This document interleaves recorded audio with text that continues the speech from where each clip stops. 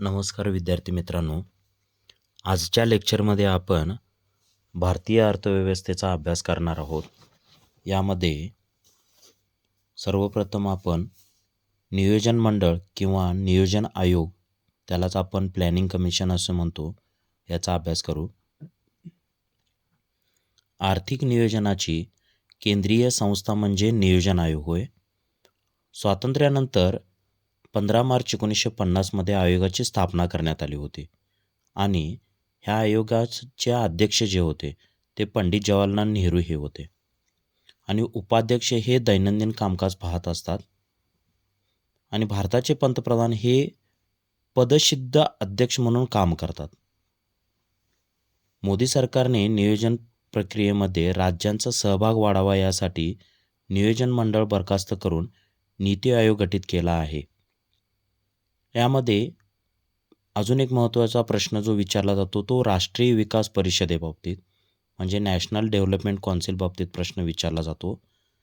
भारतीय नियोजनाचे सर्वोच्च व्यासपीठ म्हणजे राष्ट्रीय विकास परिषद. आर्थिक नियोजन संतुलित आणि शीघ्रगतीने होण्यासाठी राज्यांना सहभाग करून घेण्यासाठी 6 ऑगस्ट 1952 राष्ट्रीय विकास परिषदेची स्थापना करण्यात आलेली आपल्याला दिसून येते. मित्रांनो, पंचवार्षिक योजनेबाबतीत काही प्रश्न विचारले जातात, ज्यामध्ये पहिल्या पंचवार्षिक योजनेत अग्रक्रम कोणत्या क्षेत्राला दिला होता असा एक प्रश्न होता. तर या प्रश्नाचे उत्तर शेती क्षेत्राला असा येणार आहे. सर्वच पंचवार्षिक योजनेबाबतीत अग्रक्रम जर पाहिल्यास तर एकूण 12 पंचवार्षिक योजना झालेल्या आहेत. त्यामध्ये काही महत्त्वाचे अग्रक्रम कोणते दिलेले आहेत याविषयी आपण अभ्यास करूया. पहिली पंचवार्षिक योजना कृषी क्षेत्र आणि जलसिंचन याच्याशी संबंधित आहे. दुसरी पंचवार्षिक योजना उद्योगधंदे, वाहतूक, दळणवळण म्हणजे अवजड उद्योगाला भर दिलेला आपल्याला दिसून येतो. तिसरी पंचवार्षिक योजना उद्योग म्हणजे फक्त वाहतूक व दळणवळण विषयक दिसून येते. चौथ्या पंचवार्षिक योजनेमध्ये मात्र कृषी क्षेत्र आणि जलसिंचन क्षेत्राला जास्त अग्रक्रम दिलेला दिसतो. पाचवी पंचवार्षिक योजना उद्योग क्षेत्राशी संबंधित आहे. 6वी, 7वी, 8वी आणि 9वी पंचवार्षिक योजना या ऊर्जा क्षेत्राशी संबंधित असणाऱ्या दिसून येतात. 10वी पंचवार्षिक योजना ही सामाजिक सेवा म्हणजे शिक्षण योजना अशी आपल्याला दिसून येते. 11वी पंचवार्षिक योजना सामाजिक सेवा, शिक्षण, आरोग्य आणि पायाभूत रचनेबाबतीत दिसून येते आणि 12वी पंचवार्षिक योजना ही सामाजिक सेवेमध्ये शिक्षण, आरोग्य, ग्रामीण संरचना व जलस्रोत नियोजनाशी संबंधित असलेली दिसून येते. पुढे अजून असाच एक प्रश्न विचारला होता, तर कोणत्या कालावधीमध्ये नियोजन सुट्टीचा कालावधी म्हणून जाहीर करण्यात आला होता? योजनेचा सुट्टीचा कालावधी जर पाहिल्यास एकूण असे 3 वार्षिक योजना किंवा सुट्टीचा कालावधी आपण डिक्लेअर केलेला दिसतो, ज्यामध्ये पहिली वार्षिक योजना होती 1 एप्रिल 1966 ते 31 मार्च 1967. दुसरी वार्षिक योजना 1 एप्रिल 1967 ते 31 मार्च 1968 आणि तिसरी वार्षिक योजना जी आहे ती 1 एप्रिल 1968 ते 1969 अशी तिसरी वार्षिक योजना, 3 वार्षिक योजना दिसतात, जे 1966 ते 69 या 3 वर्षाच्या कालावधीमध्ये. या योजनेला सुट्टी घेण्याचा कारणं कोणती होती? तर आपल्याला असे दिसून येतात. 1962चे भारत आणि चीन युद्ध, तसेच 1965 भारत आणि पाकिस्तान यांचे युद्ध झालेले आहे. तर तिसरं महत्त्वाचं कारण असं आहे की या कालावधीमध्ये दुष्काळ देखील पडला होता. या कारणाने 3 वार्षिक योजना राबवण्यात आल्या व 1 एप्रिल 1969 नंतर चौथी पंचवार्षिक योजना कार्यरत ठेवण्यात आली. योजनेतील दुसरा टप्पा याला सरकती योजना असे देखील म्हणतात. 1978 ते 80 या कालावधीमध्ये दिसून येतो. यामध्ये भारताची 5वी पंचवार्षिक योजना 1974 ते 1979 या दरम्यान कार्यरत असताना नव्याने सत्तेवर आलेले जनता सरकारने 5वी पंचवार्षिक योजना 1 वर्ष अगोदर म्हणजे 1978ला बंद केली आणि स्वतःची योजना सुरू केली. तिलाच सरकती योजना किंवा रोलिंग प्लॅन असे म्हणतात. जनता दलाची ही 6वी योजना असे म्हटले जाते. परंतु अल्पावधीतच हे सरकार पडल्याने इंदिरा सरकारने ही या योजना जानेवारी 1980मध्येच बंद करून काँग्रेस सरकारची 6वी पंचवार्षिक योजना जी 1 मार्च 1980 ते 31 मार्च 1985 या कालावधीमध्ये सुरू केली. तत्पुरती 1978 ते 1980 हा कालखंड सरकत्या योजनेचा कालखंड असा मानला जातो. ह्यावर देखील प्रश्न विचारला जातो. योजनेतील सुट्टीचा तिसरा टप्पा जो 1990 ते 92 या कालावधीमध्ये राबवण्यात येतो. राजकीय व आर्थिक अस्थिरतेमुळे 7व्या योजनेनंतर म्हणजे 1990 ते 92 या कालखंडामध्ये 2 वर्ष खंड पडला. या कालखंडामध्ये नवीन आर्थिक धोरण स्वीकारावे लागले आणि या 2 वर्षाच्या कालावधीत सरकारने 2 वार्षिक योजना राबवलेल्या आहेत. चौथी वार्षिक योजना 1 एप्रिल 1990 ते 31 मार्च 1991 तसेच 5वी वार्षिक योजना 1 एप्रिल 1991 ते 31 मार्च 1992 असा कालावधी पकडला जातो. पुढील एक प्रश्न विचारला होता तर 10व्या योजनेअंतर्गत किंवा ह्या कालावधीमध्ये प्रतिवर्षी 10 दशलक्ष रोजगार संधीचे उद्दिष्ट ठेवून गुप्ता समिती गठीत करण्यात आलेली दिसून येते. पुढील एक महत्त्वाचा प्रश्न होता भारतात गरिबीचे प्रमाण कसे मोजतात. हे खूप महत्त्वाचे आहे कारण गरिबी मोजण्याच्या वेगवेगळ्या तज्ज्ञांनी वेगवेगळ्या पद्धती सादर केलेल्या दिसून येतात. ज्यामध्ये नियोजन आयोगाच्या अहवालानुसार 2400 उष्मांक किंवा पेक्षा कमी उष्मांक मिळणाऱ्या व्यक्ती दारिद्र्य रेषेखाली येतात. नियोजन आयोगासाठी यासाठी अभ्यास गट म्हणजेच task force on minimum needs and effective consumption method स्थापन केला होता. ज्यामध्ये 1972 ते 73मध्ये या अभ्यास गटाने दारिद्र्य रेषा व्याख्या एक जाहीर केली.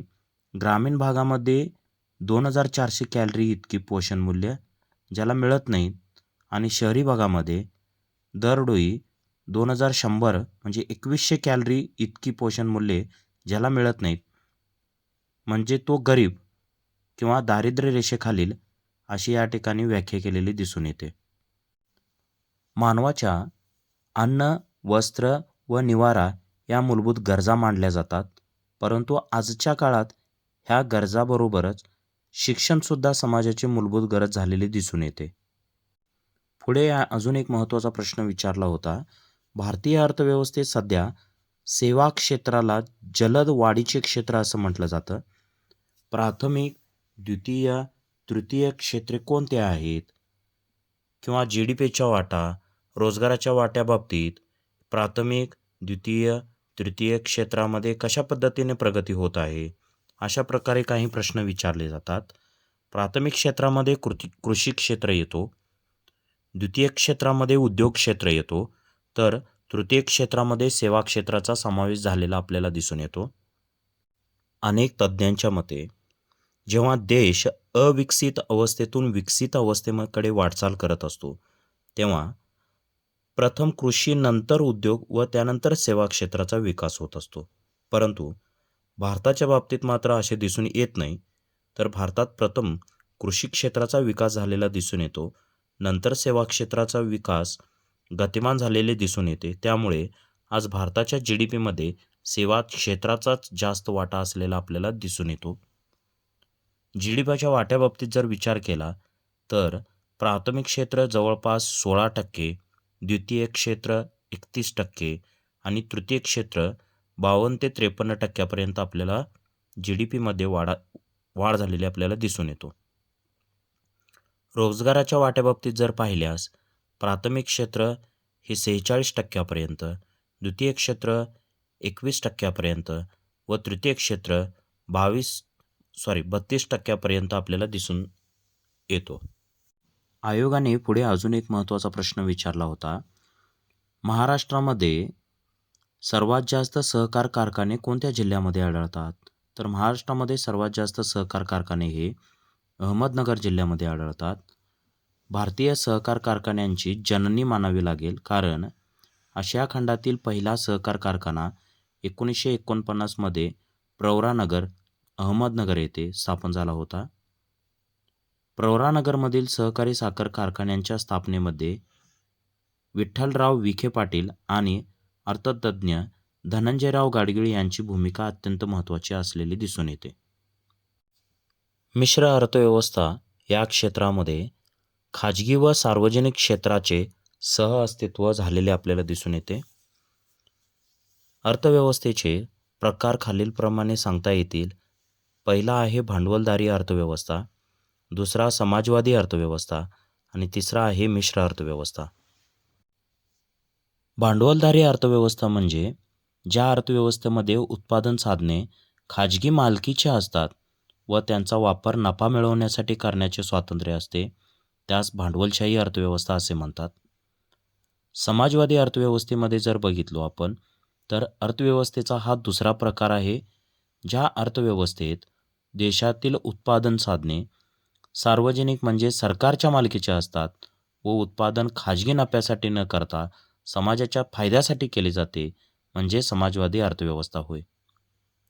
तिसरा मुद्दा जो आहे मिश्र अर्थव्यवस्थेच्या बाबतीत, मिश्र अर्थव्यवस्था म्हणजे ज्या अर्थव्यवस्थेमध्ये उत्पादन, उपभोग, विभाजनाच्या प्रक्रियेमध्ये बाजार घटकाबरोबर सरकारी नियंत्रणे देखील कार्यरत असतात, त्यास मिश्र अर्थव्यवस्था असे म्हणतात.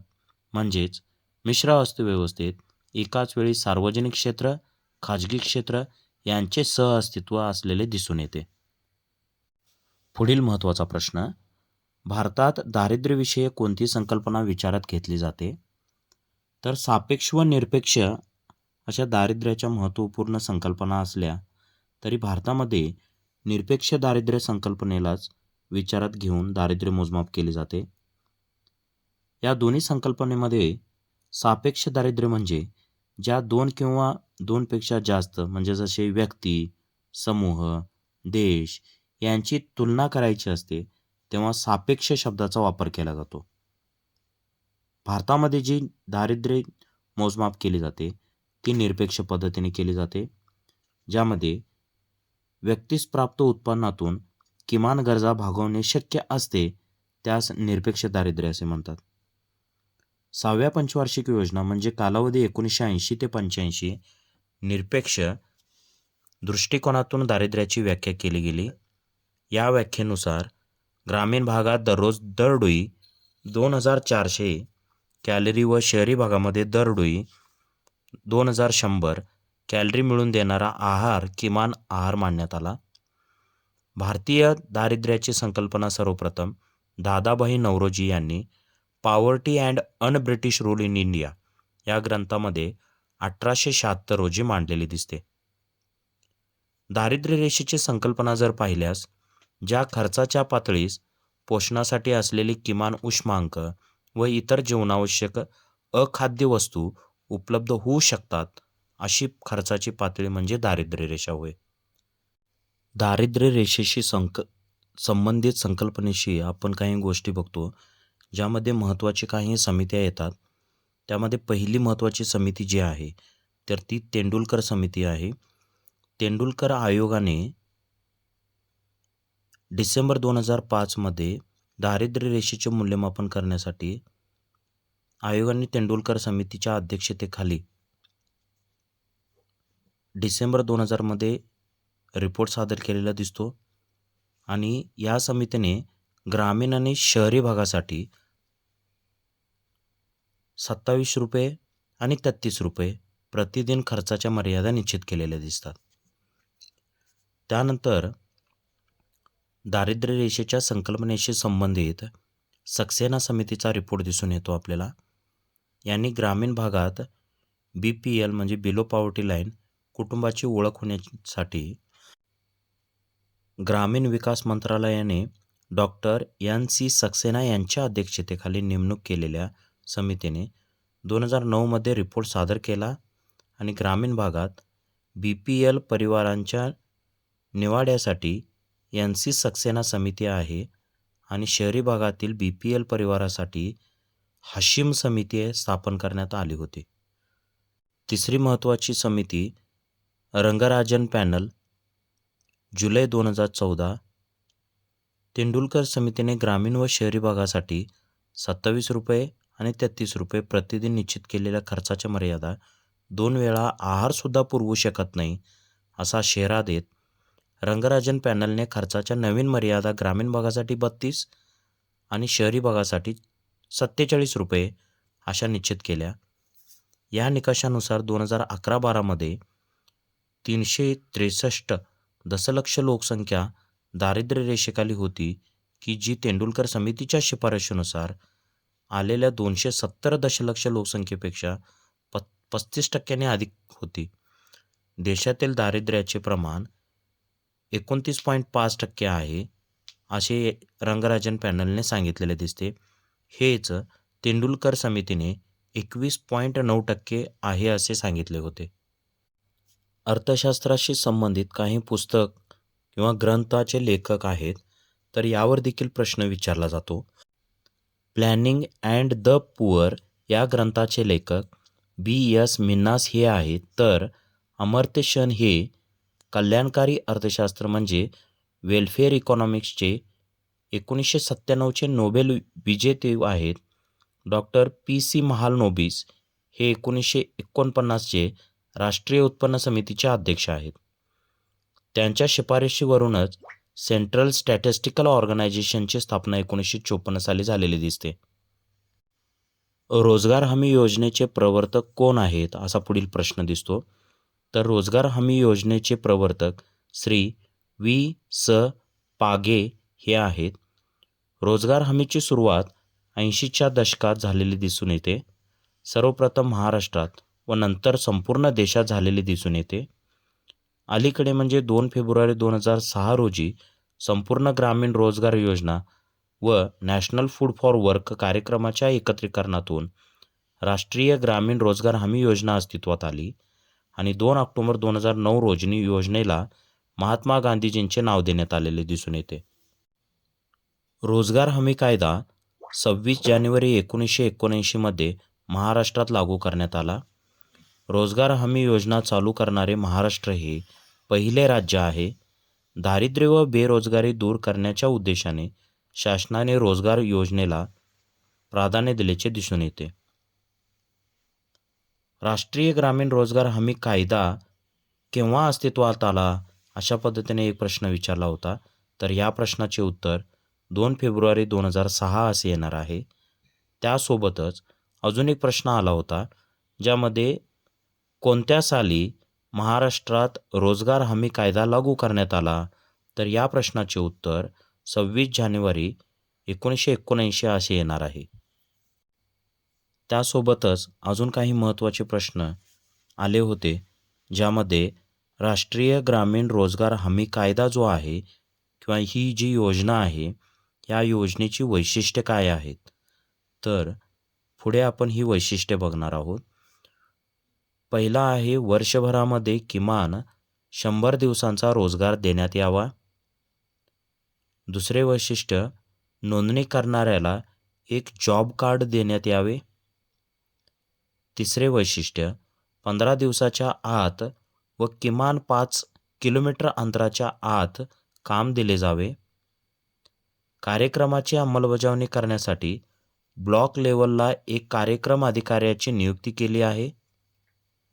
केंद्र शासनाने केंद्रीय रोजगार हमी फंड व राज्य शासनाने राज्य रोजगार हमी फंड निर्माण केले आहे. प्रकल्प कुठला राबवायचा याचा निर्णय ग्रामपंचायत ग्रामसभेत घेतले जाते. हा प्रश्न महत्त्वाचा आहे याच्यामध्ये, कारण ह्याच्यावर देखील प्रश्न विचारलेला आहे. स्त्री व पुरुषांना समान रोजगार देण्यात यावा. सुरुवातीस 200 जिल्ह्यामध्ये ही योजना सुरू करण्यात आली होती, परंतु 1 एप्रिल 2008 पासून संपूर्ण देशभरात ही योजना चालू करण्यात आलेली आहे. नाव नोंदवल्यानंतर 15 दिवसांच्या आत काम न मिळाल्यास बेरोजगार भत्ता देण्याची जबाबदारी राज्य सरकारची आहे. यावर देखील प्रश्न आला होता. 5 किलोमीटरच्या आत काम देणे अपेक्षित आहे त्यापेक्षा जास्त अंतरावर काम असल्यास 10% अधिकचा भत्ता दिला जातो. मजुरी व साहित्य यांचे साधन प्रमाण 60-40 इतके आहे. अकुशल कामगारांचा मजुरी योजनेचा 100% भार, अर्धकुशलता 75% भार केंद्र सरकार उचलते. अशा पद्धतीने हे रोजगार हमीवरती काही प्रश्न महत्त्वाचे विचारले गेले आहेत. पुढील महत्त्वाचा प्रश्न जो आहे तो श्रमिकांची सीमांत उत्पादकता ज्यावेळी 0 असते त्यावेळी त्याला कोणती बेरोजगारी असे म्हणतात. म्हणजे भारतामध्ये बेरोजगारीचे वेगवेगळे प्रकार आहेत त्याच्याशी संबंधित हा प्रश्न आहे. जेव्हा श्रमिकांची सीमांत उत्पादकता 0 असते तर त्या बेरोजगारीला आपण छुपी बेरोजगारी असं म्हणतो. काही भारतातील बेरोजगाराचे प्रकार, पहिला आहे संरचनात्मक बेकारी, त्यानंतर कमी प्रतीची बेकारी, त्यानंतर अदृश्य किंवा छुपी किंवा प्रछन्न बेकारी, खुली बेरोजगारी, शैक्षणिक बेरोजगारी, घर्षणात्मक बेरोजगारी आणि हंगामी किंवा मौसमी बेरोजगारी अशा पद्धतीने काही बेरोजगारांचे प्रकार दिसून येतात. बेरोजगारी म्हणजे अशी परिस्थिती जेव्हा एखाद्या कामाची गरज असणाऱ्या व्यक्तीला काम न मिळणे म्हणजे शारीरिक व मानसिकदृष्ट्या काम करण्याची तयारी असताना सुद्धा काम न मिळणे होय. NSSO म्हणजे नॅशनल सॅम्पल सर्वे ऑर्गनायझेशनकडून 5 वर्षांनी बेरोजगारी मोजली जाते. पुढील प्रश्न हा स्थलांतराशी संबंधित आहे. प्रश्न असा आहे, एखाद्या देशातील व्यक्ती अथवा व्यक्तिसमूह जेव्हा त्याच देशात एका ठिकाणाहून दुसऱ्या ठिकाणी स्थलांतर करते तेव्हा त्यास कोणत्या प्रकारचे स्थलांतर असे म्हणतात. तर या प्रश्नाचे उत्तर अंतर्गत स्थलांतर असे येणार आहे. स्थलांतराचे प्रकार जर पाहिल्यास अंतर्गत स्थलांतर, सक्तीचे स्थलांतर, आंतरराष्ट्रीय स्थलांतर असे काही बघायला मिळतात आपल्याला. पुढील एक महत्त्वाचा प्रश्न विचारला होता. 2011च्या जनगणनेनुसार महाराष्ट्राची लोकसंख्या 11.24 कोटी इतकी होती आणि देशामध्ये महाराष्ट्र दुसऱ्या क्रमांकामध्ये लोकसंख्येबाबतीत दिसून येतो. उत्तर प्रदेश 19.98 कोटी लोकसंख्या आणि देशामध्ये प्रथम क्रमांकाचे राज्य म्हणून आपल्याला दिसून आले होते. ही आकडेवारी आपल्याला 2011च्या जनगणनेनुसार दिसून येते. पुन्हा एक प्रश्न रिपीट झालेला दिसतो. नियोजन मंडळाचा पदसिद्ध अध्यक्ष कोण असतो? तर या प्रश्नाचे उत्तर पंतप्रधान असे येणार आहे. नियोजन मंडळाच्या ऐवजी नीती आयोगाची स्थापना 1 जानेवारी 2015 रोजी दिसले. ही तारीख देखील महत्त्वाची आहे. त्यासोबत नीतीचा लॉंग फॉर्म देखील विचारला होता. National institution for transforming India म्हणजे नीती आयोग.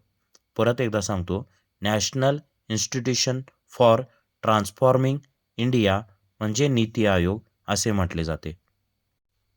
पुन्हा अजून एक प्रश्न रिपीट आपल्याला दिसून येतो, जो 6 ऑगस्ट 1952 मध्ये पंचवार्षिक योजनेच्या अंतिम आराखड्याला मान्यता कोण देतं? तर राष्ट्रीय विकास परिषद असे या प्रश्नाचे उत्तर येणार आहे.